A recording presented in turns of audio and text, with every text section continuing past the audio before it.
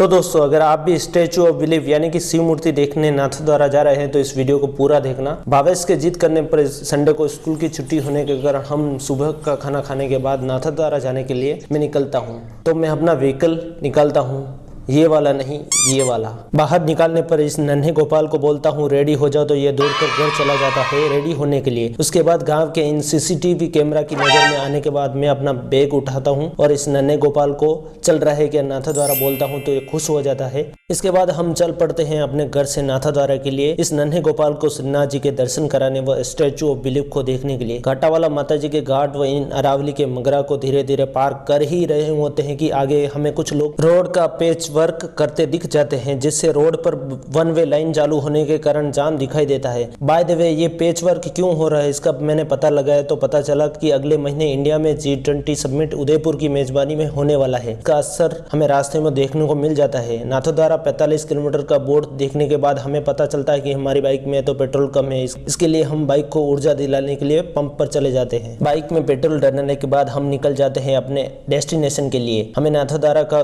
Board देखने को मिलता है जो लगभग उदयपुर से 35 किलोमीटर पड़ता है। अरावली की इन पहाड़ियों को देखते हुए हम आगे बढ़ ही रहे होते हैं कि गोपाल को आ जाता है सुसु। इसके लिए दोनों बाइक को रोड से सिंगल रोड पर लेकर सुसु कराने लगते हैं। तभी गोपाल को पता चलता है कि मैं उसका वीडियो बना रहा हूँ तो वो हंसते हुए शर्माने लगता है। इसके बाद हम पहुंच जाते हैं सुरंग में। इस सुरंग के द्वारा उदयपुर के सारे घाट सेक्शन लगभग खत्म हो गए हैं, वरना इस पहाड़ पर चढ़कर उतरना पड़ता था। रोड के लेफ्ट साइड में एक ढाबे के बाहर हमें ये देखने को मिलता है। आगे हम टोल नहीं देने के बाद भाई साहब को देखते हैं। लगभग 5 किलोमीटर पहले ही हमें दिखाई देने लगती है शिव मूर्ति। इन बाबा जी को बहुत जल्दी में बस पकड़नी थी शायद। शिव मूर्ति यानी कि स्टैचू ऑफ बिलीफ का वीडियो बनाते हुए हम पहुंच जाते हैं त्रिनेत्र सर्कल। यहाँ न रुककर हम श्रीनाथ जी के दर्शन के लिए आगे बढ़ जाते हैं, क्योंकि पिछली बार भी हमें गेट बंद हो गए थे। अगर आपने वो वाला वीडियो नहीं देखा है तो आई बटन में उस वीडियो का लिंक मिल जाएगा, जरूर जाकर देखना एक बार। तो लो, बातों बातों में हम पहुंच गए नाथद्वारा। यहाँ से हम लेफ्ट लेने के बाद नाथद्वारा की इन तंग गलियों से गुजरते हुए हम पहुंच जाते हैं श्रीनाथ जी के मंदिर, जहाँ Jio 5G का बोर्ड देखने को मिल जाता है। आपकी जानकारी के लिए बता दूं कि Jio 5G की शुरुआत यहीं से दीपावली पर हुई थी। राइट में जाने पर बोर्ड दिखाई देता है। यहाँ से हमें लगभग 100-200 मीटर जाने के बाद मंदिर के दर्शन हेतु प्रवेश द्वार मिल जाता है, परंतु वो बंद था क्योंकि हम ऐसे टाइमिंग पर पहुंचते थे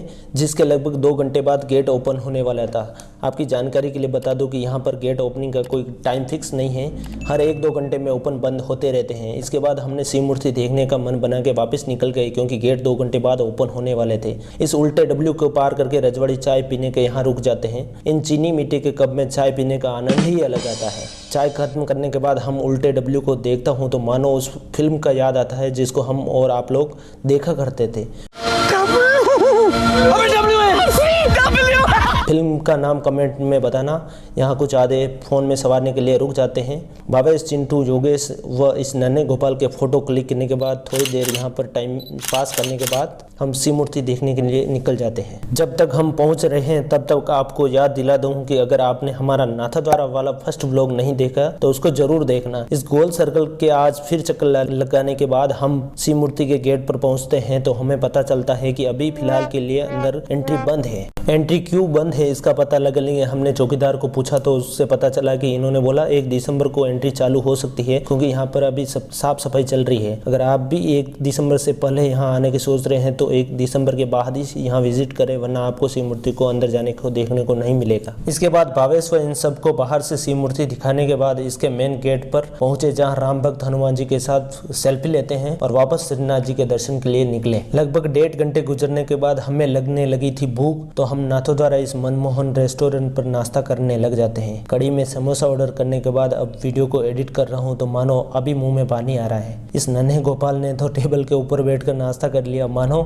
द्वारकाधीश स्वयं माखन खा रहे हो। इसके बाद गेट ओपन होने पर हम दर्शन के लिए अंदर चले जाते हैं, पर बिना फोन के, क्योंकि फोन यहाँ पर बाहर ही रखना पड़ता है क्योंकि यहाँ अलाउ नहीं है। इसके बाद एग्जिट गेट पर वापस जाकर मैं कुछ ऐसा दिखता है नज़ारा। इसके बाद श्रीनाथ जी के लड्डू की रसीद कटा के लड्डू लेते हैं। इसके बाद शाम हो जाती है तो हम वापस घर के निकल जाते हैं। अगर वीडियो अच्छा लगा हो तो उसको लाइक, शेयर व सब्सक्राइब करना। तब तक के लिए जय श्री कृष्णा।